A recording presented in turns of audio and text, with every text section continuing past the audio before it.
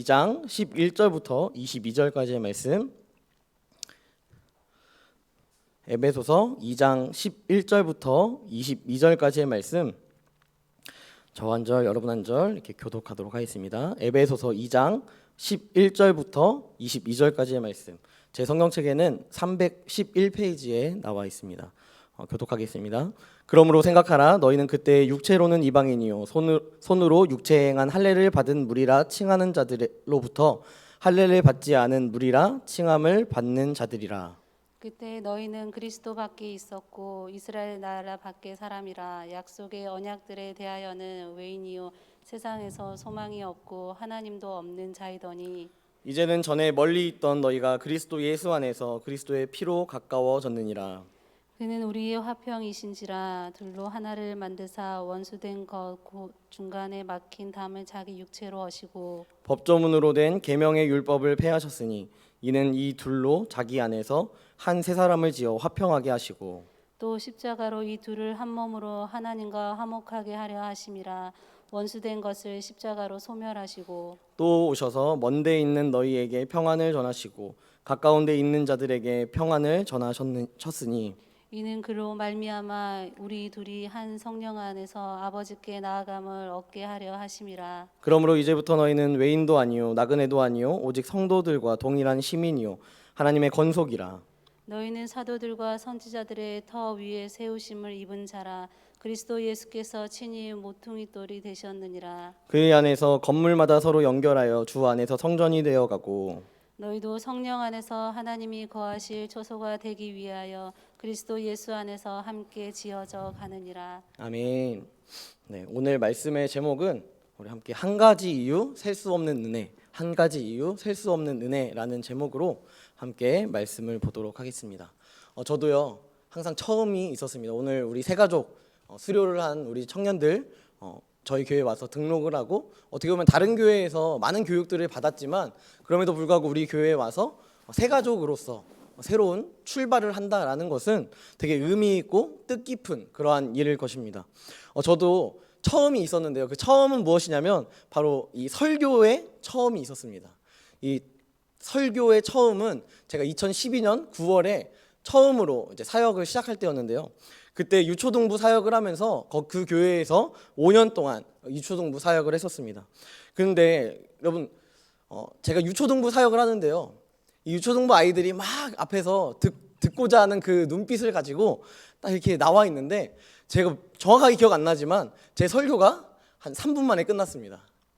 제가 도대체 무슨 말을 해야 될지 잘 모르겠는 거예요. 설교가 처음이니까 내가 도대체 무슨 말을 해야 되지? 얘네한테 도대체 무슨 이야기를 해줘야 되지? 라는 생각을 하다가 설교가 딱 3분 만에 끝났습니다. 원래 설교의 시간이요 한 20분 정도였었거든요. 배정된 시간이. 근데 딱 3분이 지나고 제가 할 말이 없으니까 기도합시다 하고 기도를 딱 시작했습니다. 그러고 나서 제가 그 주에 한 주 동안 엄청난 고민에 빠졌습니다. 무슨 고민을 했냐면 도대체 설교 때 뭘 전해야 되지? 도대체 설교에 대해서 아는 것이 없으니까 도대체 말씀을 뭘 전해야 하지? 라는 그러한 고민들이 생기기 시작했습니다. 저는 요즘에는요, 여러분은 힘들 수 있지만 한 40분 설교하는 게 굉장히 그렇게 수월합니다. 40분 정도 설교하는 거 그렇게 막 어렵다라고 생각하지 않습니다. 그런데 제가 또 이제 다음 세대 설교만 하다가 사역지를 옮겨서 두 번째 사역지인 수원에 있는 한 교회에서 금요 기도회 설교를 하게 되었습니다. 어른들 설교 처음이었어요. 그 설교에서 담임 목사님이 저한테 설교 30분 해라 라고 지시하셨습니다. 그 30분의 설교를 딱 이야기를 듣고 알겠습니다 라고 하면서 설교문을 딱 적성하는데요, 할 말이 없는 거예요. 이 어른들한테 할 말이 없는 것입니다. 그래서 설교가 또 15분 만에 끝나버렸습니다. 여러분, 이렇게 저도 처음이 있었어요. 되게 어색하고요. 뭔가 대상이 바뀌잖아요. 설교자도 이 대상이 바뀌고 이제 성별이 바뀌고 또 대상이 바뀌고 나이대가 바뀌면요, 무슨 말을 해야 될지 잘 이제 적응이 잘 안 됩니다. 그래서 도대체 내가 고민이 참 많아지고 또 궁금증, 내가 뭘 얘기해야지 이 사람들이 좀 귀를 담아서 들을까라는 그러한 고민들을 계속해서 한다라는 것이죠. 그러다 보니까 어느 순간 제가 이제 예전에는 뭐 30분 하라고 해도 20분 했지만 지금은 30분 하라고 하는데 40분 설교하는 이런 이상한 설교자의 모습이 되어버린 것 같은데요. 여러분, 이것은 비단 이제 설교에 대해서만 그렇게 나타나진 않습니다. 저도요, 여러분들이 좀 안 좋게 보실 수 있지만요, 저는 결혼하기 전 한 2년 전까지요, 제가 옷을 제 걸 잘 사본 적이 없어요. 저희 어머니나 뭐 이렇게 부모님이 사주시는 그냥 옷을 그냥 입고 그냥 그렇게 살았습니다. 저는 그거에 에너지를 쏟는 게 굉장히 아깝다고 생각이 들어서 옷을 사는 거에 있어서 내가 굳이 살 필요가 있나? 라는 그런 마음이 굉장히 많이 있습니다. 그러다가 이제 기숙사에 들어가서 학교에 대학원에 들어가고 기숙사에 들어가서 멀리 떨어져서 살다 보니까 옷이 필요한 거예요. 그래서 제가 옷을 사게 됐는데 제가 사는 옷의 기준이 있습니다. 여러분, 혹시 옷을 살 때 무슨 기준으로, 동현아, 옷을 무슨 기준으로 사니? 너가 옷을 딱 산다고 딱 생각해봐. 회색 옷? 너 회색 옷이 기준이니? 거의 매주 회색 옷을 봐가지고 회색 옷? 이쁜 옷. 우리 찬서는 가격. 네, 가격. 그럴 수 있죠. 하지만 여러분들은 뭐 다양한 것들, 우리 민지자매도 물어볼까? 민지자매 옷 어떤 거를 기준으로 사세요? 핏. 핏. 네. 저는요, 옷을 살 때 1+1이 아니면 안 삽니다. 네. 저의 확고한 기준은요, 옷을 사는데 1+1이 아니다 이러면 그거는 죄입니다. 그래서 절대 안 사요. 그리고 아무리 이쁘고 아무리 메이커고 아무리 좋은 옷이라도 제가 1+1이 아니면 웬만하면 안 삽니다. 근데 제가 딱 유일하게 사본 적이 있는데요, 그거는 이제 신혼여행 가서 딱 그때 한번 사봤고요, 거의 웬만하면 인터넷 들어가서 1+1 하는 그런 옷들을 주로 이제 구매를 합니다. 왜 그렇게 하냐면 작은 가격으로 두 가지나 살 수 있으니까. 네, 그게 얼마나 좀 이상한가요? 네, 이렇게 전 살아요. 네, 그런 옷을 막 추구하는데요.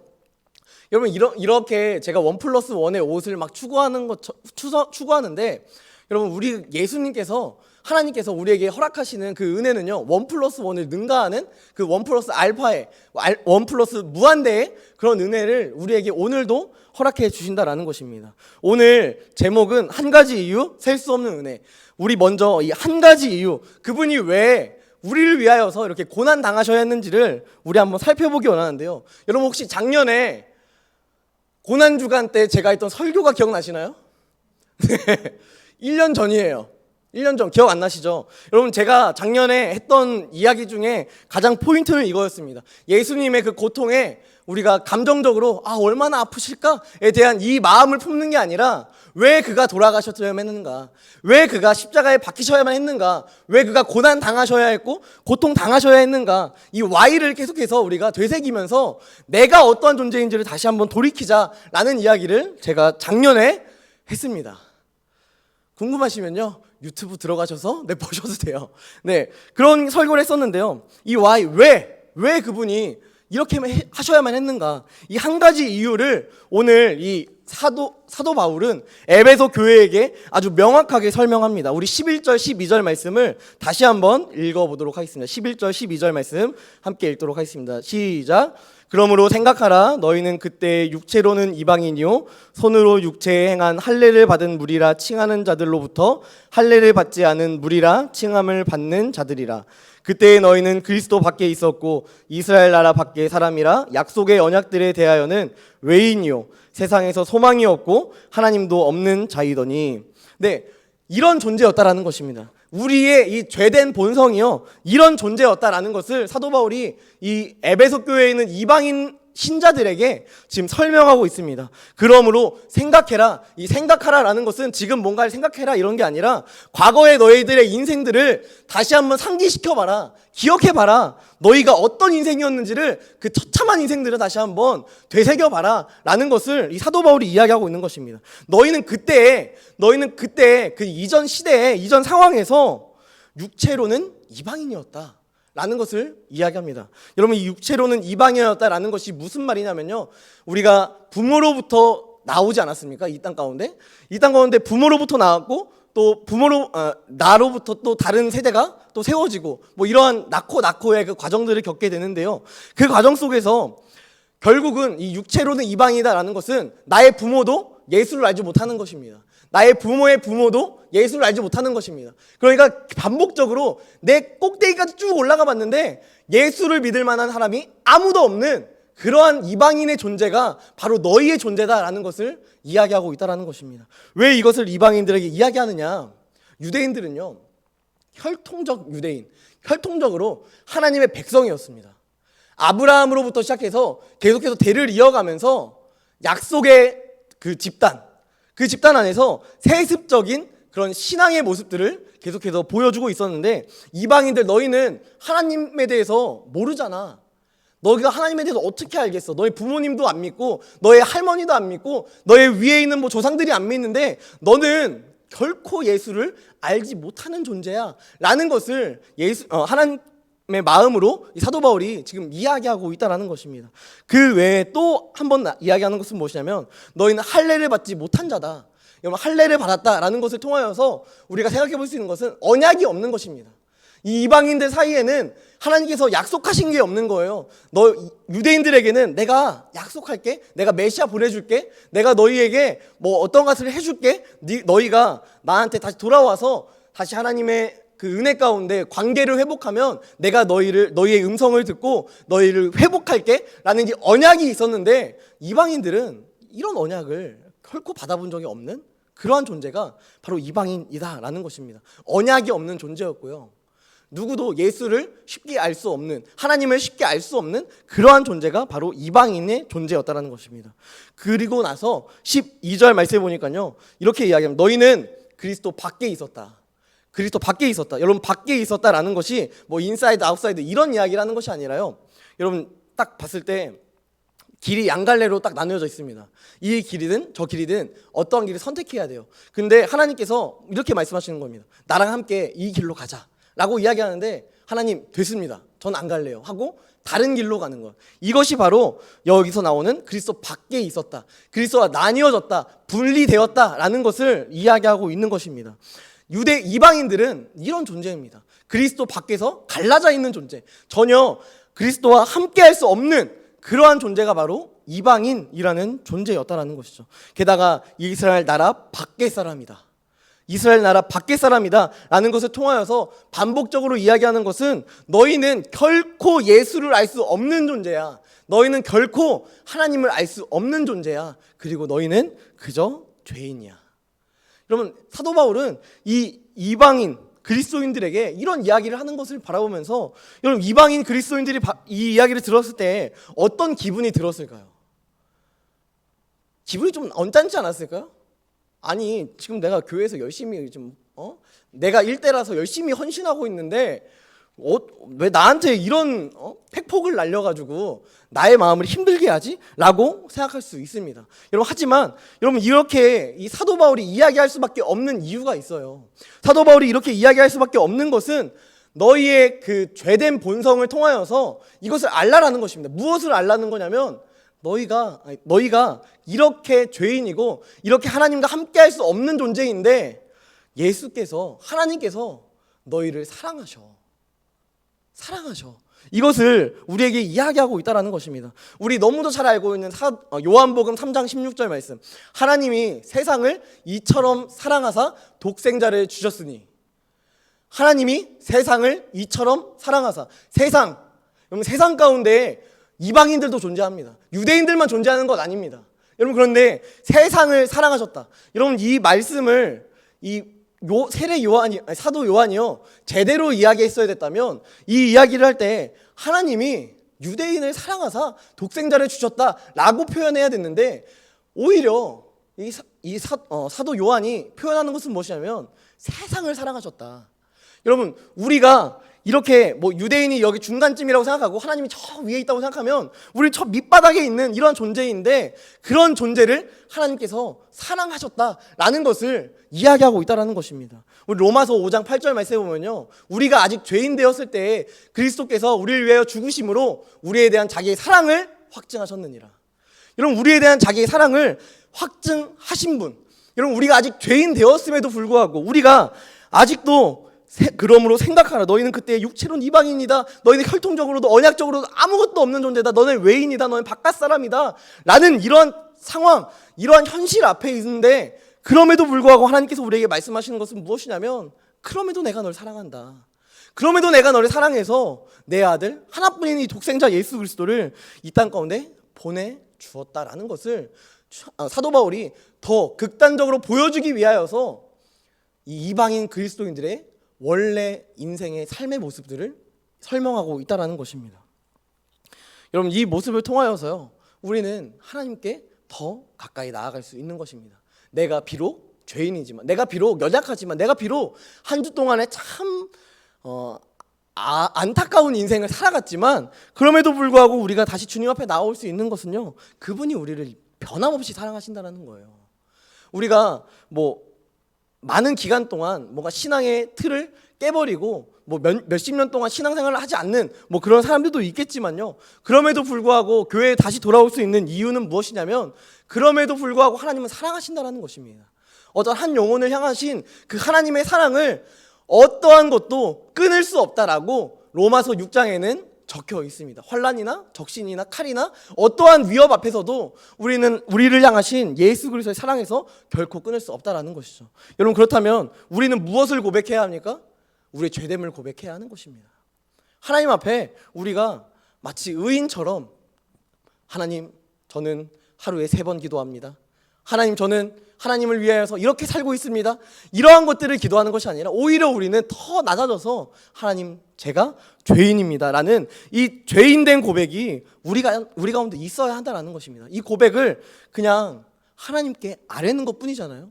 누군가한테 광고 시간에 나와가지고 저는 이런 죄를 짓습니다, 이런 걸 이야기하는 게 아니라, 하나님과 나와의 그 관계 가운데 우리는 분명하게 죄를 고백할 수 있는 그러한 모습이 있어야 한다는 것입니다. 여러분, 우리 요한 1서 1장 8절부터 10절까지의 말씀 우리 찾아서 한번 읽어보도록 하겠습니다. 요한 1서 1장 8절부터 10절까지의 말씀, 제 신약성경에는 388페이지에 나와 있는데요, 요한 1서 1장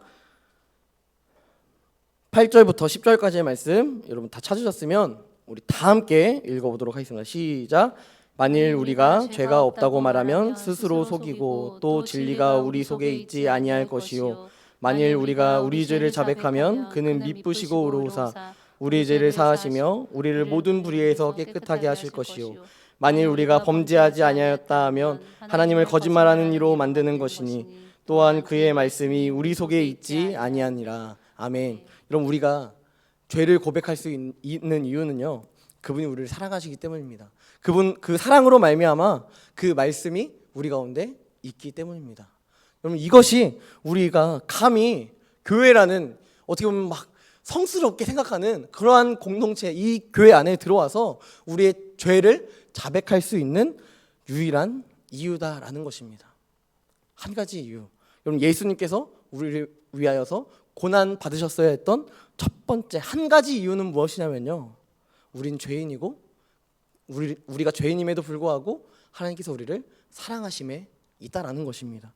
이 사랑으로 우리가 살아갔으면 좋겠습니다. 우린 다 연약합니다. 우리는 이 주일 예배, 저도요, 이 강단에 올라오기 전까지 얼마나 영적인 싸움을 하는지 모르겠습니다. 얼마나 어렵고요, 내가 이 설교를 하면서도 나도 잘 살지 못하면서 우리 청년들한테 어떻게 이런 이야기를 할 수 있을까라는 그런 부담이 있고요, 그리고 또한 내가 한 주 동안의 삶을 또 살아갈 때 내 말씀을 내가 전했지만 내가 그대로 살아가지 못할까 봐 얼마나 두렵고 또 떨리고 염려가 되는지 모릅니다. 하지만 그럼에도 불구하고 이것을 결단하며 고백하는 것은, 여러분, 이러한 삶을 우리가 살아갈 수 있는 힘이 나에게 있는 것이 아니라 하나님께 있음을 우리가 고백하기 때문입니다. 여러분, 이 인생으로 여러분 만약에 이번 한 주 또 살아가다가 또 넘어질 수 있어요. 또 좌절할 수 있습니다. 하지만 그럼에도 불구하고 감사한 것은 우리 죄를 고백했을 때 주님께서 그것을 들으시고 그것을 사하여 주신다 말씀하십니다. 그 사랑은 무한합니다. 그 사랑은요 제한되어 있지 않습니다. 몇 번 하면 하나님이 야 너 좀 그만해라 이제 이렇게 말씀하는 것이 아니라 그 좌절의 순간 가운데서도 하나님이 우리를 끌어안아 주신다라는 것입니다. 이 사실을 기억하며 우리의 죄된 본성을 하나님 앞에 고백하는 고백의 신앙이 있길 간절히 소망합니다. 여러분 이 고백, 이 죄인됨을 고백하는 이 신앙 가운데 고난의 한 가지 이유, 죄인됨을 고백한 이후에요 우리가 경험할 수 있는 그 은혜는요 한 가지를 넘어서서 아주 무한한 그 셀 수 없는 은혜가 우리 가운데 있다라는 것입니다. 우리 13절 말씀에 보면요 이제는 전에 멀리 있던 너희가 그리스도 예수 안에서 그리스도의 피로 가까워졌느니라. 이제는 그리스도 밖에 있었다라고 아까 이야기하지 않았습니까? 이방인들은 나뉘어졌다, 그리스도 밖에 있었다라고 영역을 이야기하는데 이제는 이 사도 바울이 이야기하는 것이 무엇이냐면 전에 멀리 있던 너희가 그리스도 예수 안에서 가까워졌다라고 이야기하고 있습니다. 그리스도 안에 있다, 그리스도 안에 있다라는 것은요 이 말과 동일합니다. 내가 이제는 나의 힘이 아니라 예수 그리스도의 보혈의 은혜를 의지한다라는 것과 동일한 것입니다. 여러분 그리스도 안에 있으십니까? 보혈의 은혜를, 보혈의 피를 정말 의지하며 나아가고 계십니까? 오늘 자꾸 말씀을 찾게 되는데요 히브리서 10장 19절 말씀에 보면 제가 읽어드리도록 하겠습니다. 그러므로 형제들아 우리가 예수의 피를 힘입어 성소에 들어갈 담력을 얻었나니 그 길은 우리를 위하여 휘장 가운데로 열어놓으신 새로운 살 길이요 휘장은 곧 그의 육체니라. 또 하나님의 집 다스리는 큰 제사장이 계심에 우리가 마음의 뿌림을 받아 악한 양심으로부터 벗어나고 몸은 맑은 물로 씻음을 받았으니 참 마음과 온전한 믿음으로 하나님께 나아가자. 아멘. 그러면 그리스도 안에 있는 것, 예수의 피를 의지하는 것, 예수의 그 은혜를 의지하는 것, 보혈의 은혜를 의지하는 것은요 더욱더 하나님과 가까워져 나아가는 것입니다. 우리가 예수의 그리스도 안에 있는데 하나님과 멀어진다라는 것은요 어떻게 보면 굉장히 발생할 수 없는 그런 작용인이라고 볼 수 있는 것입니다. 우리가 그리스도 안에 있으면요 우리는 너무도 자연스럽게 보혈의 피를 의지할 수밖에 없고요 그 보혈의 피를 의지할 때 우리는 하나님과 가까워지고 또한 하나님을 예배하는 예배자의 모습이 우리 가운데 있게 되어진다라는 것입니다. 이것이 그리스도 안에 있는 자의 신앙의 모습인 것입니다. 우리는 삶으로도 하나님을 예배해야 합니다. 우리는 삶으로도 주님을 높여드려야 합니다. 그 높임이 나의 힘으로는 되지 않습니다. 예수 그리스도의 보혈의 은혜가 있어야, 그 도우심이 있어야, 성령님의 알게 하심이 있어야 우리는 비로소 그 예배를 또한 하나님 앞에서의 관계를 다시 조율하며 살아갈 수 있는 것입니다. 또한 셀 수 없는 은혜, 두 번째는요 하나 되게 하신다라는 것입니다. 이 오늘 말씀에 보면요 계속해서 하나로 묶는 그 내용들이 나오는데요 우리 14절 말씀 한번 읽어보도록 하겠습니다. 우리 2장 14절 말씀 함께 읽어보겠습니다.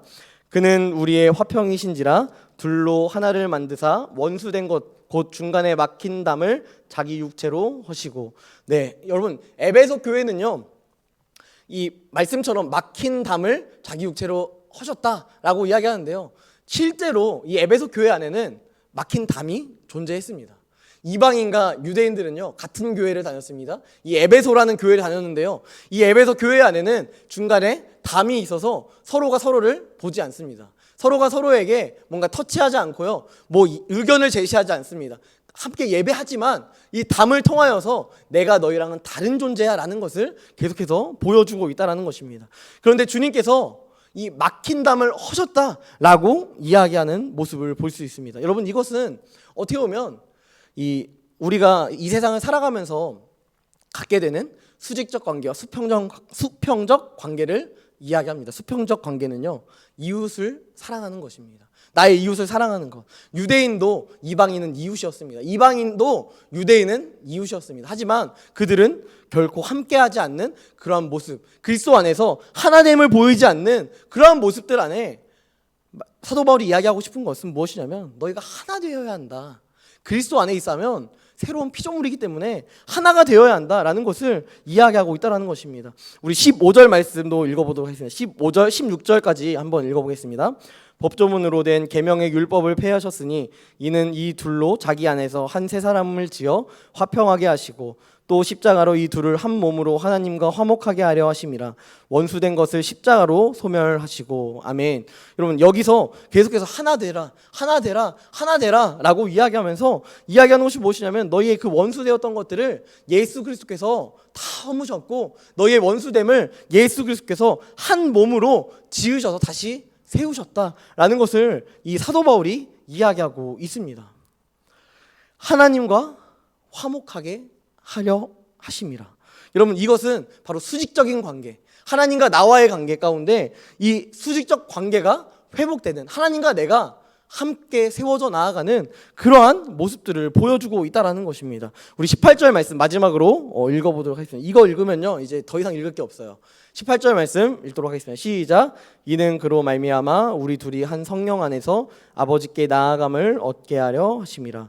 우리 둘이, 뭔가 다른 타인들이요, 한 성령 안에서 아버지께 나아간다, 하나 되라라는 것을 계속해서 이야기합니다. 여러분, 그런데 이 먼저 생각해 볼 수 있는 것, 수평적 관계. 여러분, 내 이웃을 사랑하는 것이 여러분 그렇게 쉬운 일인가요?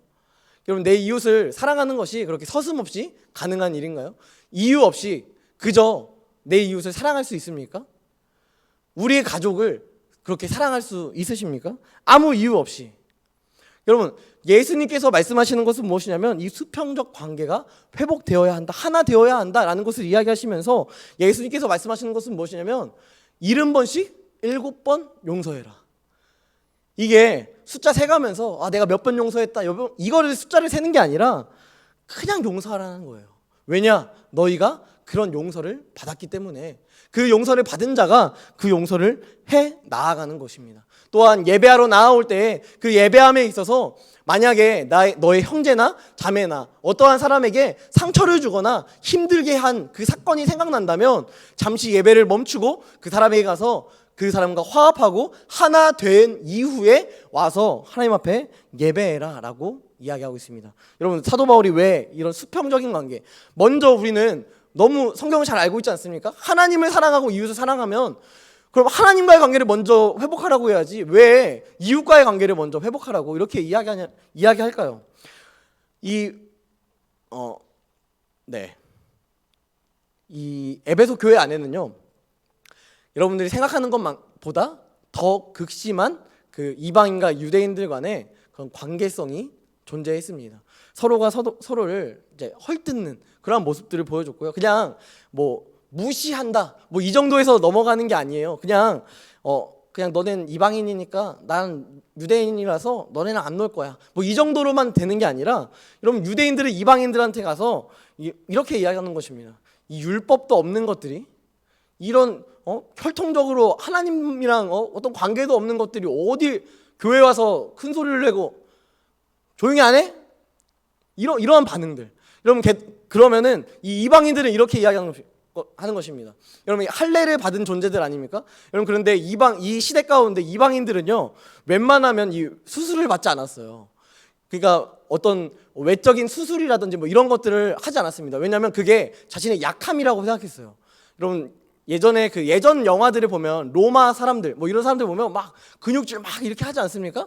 그 사람들이 수술 받는지 안 받는지 뭐 정확히 모르겠지만, 여러분, 이런 육체적인 힘, 이런 것들이 이방인들에게 있어서는 굉장히 중요한 가치를 보여주는데, 이 유대인들은 나면서부터 8일 만에 그 할례를 베푸는 이 외적인 수술을 받아야 되는 그런 민족들을 바라보면서 조롱하는 것입니다. 쟤네 할례 받은 더러운 것들, 이러한 반응들이 서로가 서로를 계속해서 막 죽이게끔 하기도 하고, 대립의 관계가 뭐 그냥 어느 정도 싸워서 단절한다, 뭐 절교한다, 이 정도의 관계가 아니라 어떻게 보면 막 진짜 원수와의 관계 같은 그러한 관계를 이방인과 유대인들이 그렇게 갖고 있으니까, 이 사도 바울이 이야기하고 싶은 것은 무엇이냐면, 너희가 하나 되지 못하니까, 교회가 하나 되지 못하니까 오히려 이방 사람들에게 있는, 주변에 있는 이웃들에게도 사랑을 표현하지 못하고 또한 하나님을 사랑하지 못하는 그 모습들이 나타나기 때문에, 사도 바울은 이 에베소 교회의 성도들에게, 특별히 이방인들에게 이야기하는 것이 무엇이냐면, 저 유대인들이 너네 조롱하지. 유대인들이 너네 율법도 없는 것들이라고, 언약도 없는 것들이라고 너네한테 막 뭐라고 함부로 하지. 하지만 그럼에도 너희가 그들을 좀 사랑해줘.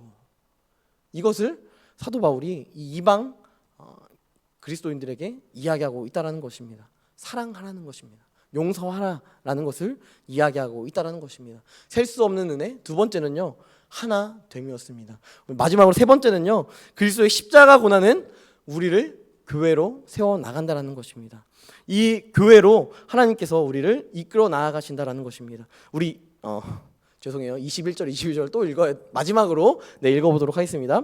그의 안에서 건물마다 서로 연결하여 주 안에서 성전이 되어가고 너희도 성령 안에서 하나님이 거하실 처소가 되기 위하여 그리스도 예수 안에서 함께 지어져 가느니라. 아멘. 예, 사도 바울이 이야기하는 것은 무엇이냐면 그의 안에서라고 이야기하면서 아까도 이야기하지 않았습니까? 예수 그리스도 안에서를 이야기했는데 그의 안에서 건물마다 서로 연결하여. 건물마다, 여러분 이 건물은요 유형적인 건물을 이야기하는 것이 아닙니다. 그리고 이 건물이라는 단어를요 원어로 살펴보니까 단순하게 이런 형태를 가진 건물, 이러한 개념을 이야기하는 것이 아니라요 빌드업해 나아간다, 형성해 나아간다라는 것을 이야기합니다. 그러니까 예수 그리스도 안에서 함께 성장해 나아간다라는 것을 지금 이 사도 바울이 이야기한다라는 것입니다. 이 성장함에 있어서요 서로 연결하여 주 안에서 성전이 되어 간다라는 것까지도 사도 바울이 이야기하고 있다라는 것입니다. 십자가의 고난이요 우리를 하나로 묶었습니다. 하나로 묶는 것뿐만 아니라 우리를 그분의 은혜 가운데 모퉁이 또 되신 예수 그리스도의 이름을 힘입어서 우리가 교회로서 세워져 나아가는 것입니다. 단순히 교회로만 세워져 나아가는 것이 아니라 이렇게 연결되어서 나도 교회고 여러분들도 교회이기 때문에 이 교회가 하나 되어 연결되며 또한 한 성전으로 한 예배 안에서 이 삼부 예배를 또한 세워 나아간다라는 것입니다. 너희도 성령 안에서 하나님이 거하실 처소가 되기 위하여 여러분들의 삶에서 여러분들의 마음이 정말 하나님께서 거하시는 처소가 되지 않으면 이 예배 자리에 나와서도 우리의 이 예배는 하나님의 처소가 되지 못한다라는 것입니다. 여러분 이 장소가요 우리에게 있어서 크게 의미가 있지 않은 것은 우리의 교회는 실질적 교회는 우리 안에 있는 하나님이 계시는가 안 계시는가에 따라서 우리가 교회인 것이지 이런 유형적 교회가 단순히 교회다라고 표현할 수 없다라는 것입니다. 이런 결론을 맺도록 하겠습니다. 고난에 참여함은요 관계의 회복과 동시에 우리는 공동체로 세워지는 것입니다.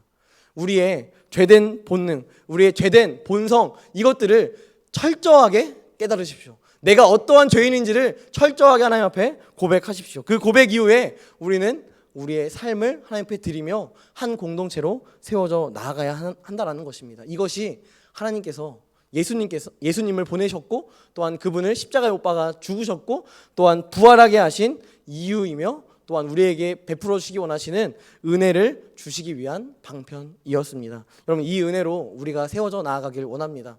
고난에 참여하기 원하십니까? 한 주 동안에 예수 그리스도의 고난에 정말 참여하기 원하십니까? 그렇다면 한 주 동안 교회로 살아가십시오. 여러분들이 그 동영상 보면서 예수님의 그 고통 십자가에 못 박히는 것 패션 오브 크라이스트 보면서 이런 마음 갖지 마시고요. 교회로 살아가십시오. 그것이 예수 그리스도께서 우리 위하여 죽으신 부활하신 것을 이유를 우리가 실천해 나아가는 모습인 것입니다. 이 은혜가 여러분들의 삶 가운데 있었으면 좋겠습니다. 여러분들의 삶 가운데 한 주를 살아갈 때 나의 원하는 대로 살아가는 것이 아니라 나의 원하는 대로 띠뛰며 살아가는 것이 아니라 정말 예수님께서 베드로에게 이야기하셨던 것처럼 이제는 나의 멍에를 메고 계속해서 주의 길로 나아가는 그런 십자가의 전달자가 되는 더원 사랑의 청년들 그리고 한 공동체가 되는 이 3부 예배가 되기를 주님의 이름으로 간절히 축복합니다. 이 시간 함께 찬양할 때 우리 기대라는 찬양을 할 텐데요. 주 안에 우린 하나라는 이 찬양입니다. 이 찬양을 통하여서 우리가 오늘 말씀을 바라보며 정말 주님은 우리가 하나 되길 원하십니다. 주님은 우리가 그 고난에 참여하는 것은 하나됨을 누리게 하는 그 은혜를 우리가 누리기를 원하십니다. 그 마음을 담아서 우리 이 시간 함께 찬양하며 나아갔으면 좋겠습니다. 함께 찬양하겠습니다.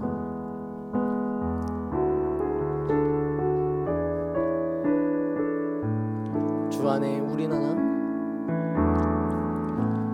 주 안에 우린 하나 모습은 달라도 예수님 한 분만 바라네. 사랑과 선행으로 서로를 격려해 따스함으로 보듬어가리. 주님 우리 안에 함께 하시니 형제자매의 기쁨과 슬픔 느끼네. 내 안에 있는 주님 모습 보내 그분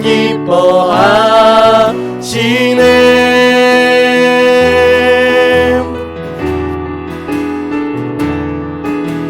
주님 우리를 통해 계획하시니 부족한 입술로 찬양하게 하시니. 주님 우리를 통해 계획하시니 너를 통해 하시리 기대. 주님 우리를 통해 주님 우리를 통해 계획하시니 부족한 입술로 찬양하게 하시니. 주님 우리를 통해 계획하시니 너를 통해 하시니 기대해. 이 시간 함께 기도하며 나아갔으면 좋겠습니다. 기도할 때 사도 바울의 이 심정처럼 여러분 우리는 그 그리스도의 고난에 참여하기 위하여서 먼저 우리의 죄된 본성을 다시 한번 주님 앞에 고백할 수 있어야 합니다. 또한 우리의 한 주 동안에 짓던 또한 우리가 반복적으로 짓는 서너 가지의 죄악들을 끊어낼 수 있는 방법은 그 이유는 단 한 가지, 하나님의 은혜가 아니고서는 결코 할 수 없는 것입니다. 여러분 우리가 하나님 앞에 기도할 때 우리의 죄된 본성을 고백하며 이 시간 가운데 나아갔으면 좋겠습니다. 하나님 나는 죄인입니다. 하나님 나는 죄인입니다. 하나님 나는 아무것도 할 수 없는 죄인입니다. 하지만 이런 죄인인 나를 하나님께서 사랑하셔서 나를 위하여 하나뿐인 아들 독생자 예수 그리스도를 보내주시니 감사합니다. 하나님 그 은혜로 살아가겠습니다. 그 능력으로 살아가겠습니다. 그 헤아릴 수 없는 어메이징 그레이스 하나님의 은혜를 다시 한번 기억하며 살아가겠습니다. 이러한 결단이 우리 가운데 있었으면 좋겠습니다. 또한 우리 안에 또 다른 결단은 하나님 우리가 이 교회를 세워나가기 원합니다. 이 예배를 세워나가기 원하고 이 청년부 공동체를 세워나가기 원합니다. 우리를 하나 되게 하신 그 하나님의 은혜 가운데 부족한 입술로 주님 앞에 고백하는 것은 하나님 이 공동체를 세우는 것에 나를 사용하여 주시옵소서. 이 공동체를 세우는 것에 내가 헌신하게 하여 주시옵소서. 이 결단의 마음을 가지고 함께 기도하며 나아갔으면 좋겠습니다. 기도하겠습니다. 전능하신 하나님 나는 죄인입니다. 하나님 나는 정말 연약한